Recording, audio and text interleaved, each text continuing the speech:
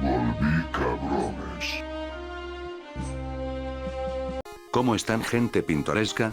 Yo pude sobrevivir a una enfermedad mortal y una semana de exámenes de alguna manera, así que es hora de volver a darle contenido al canal, y nada mejor que un tutorial para iniciar un nuevo tipo de vídeos, y no es que se me hayan acabado las ideas, el cerebro sigue trabajando como siempre.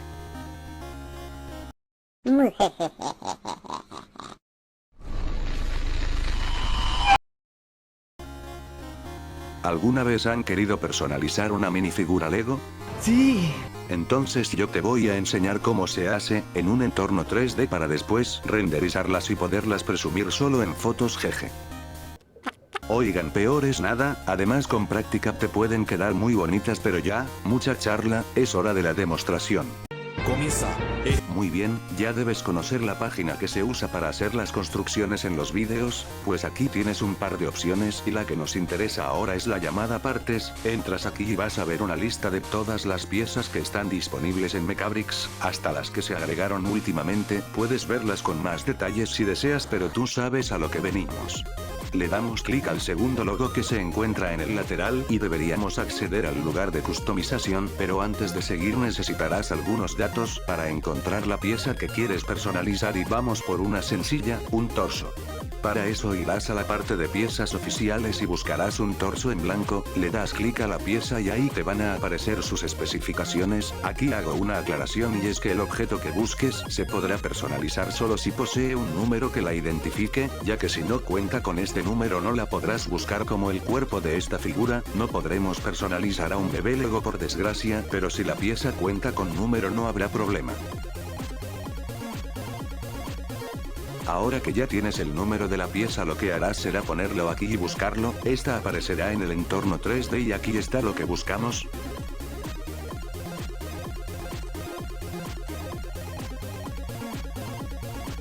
Le damos clic en decoración y ahora nos toca un poco de trabajo. Vas a descargar la imagen PNG que aquí te aparece, el cual te ayudará como plantilla para poner lo que desees en la figura, pero aquí surge otra duda: ¿de dónde voy a sacar la imagen de lo que quiero poner?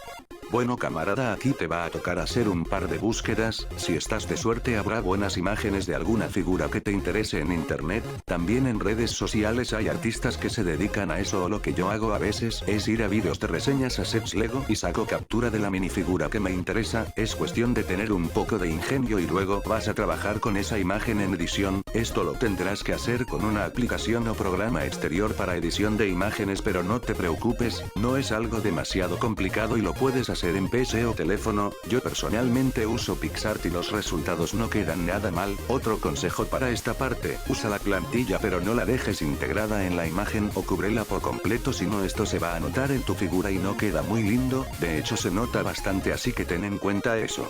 Si ya tienes lista tu textura, la agregas dando clic aquí, abriendo tus archivos para que elijas la imagen que corresponde.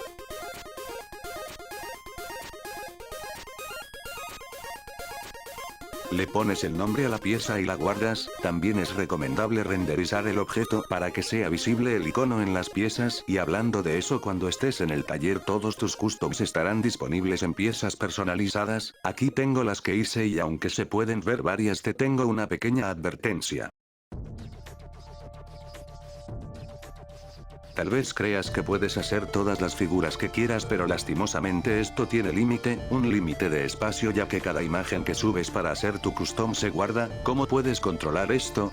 Bueno, nos dirigimos al icono que está antes del jovencito con bastón y aquí encontrarás todas las texturas que le pusiste a las piezas. Si ya no necesitas algunas de estas puedes eliminarla y se hará más espacio para un nuevo custom. Y bueno, muchachones talentosos, así se hace el acto de la customización. Si le dedicas tiempo a esto los resultados pueden ser increíbles, como algunos ejemplos que mostraré a continuación, entre los que están algunos míos también. Disfruten.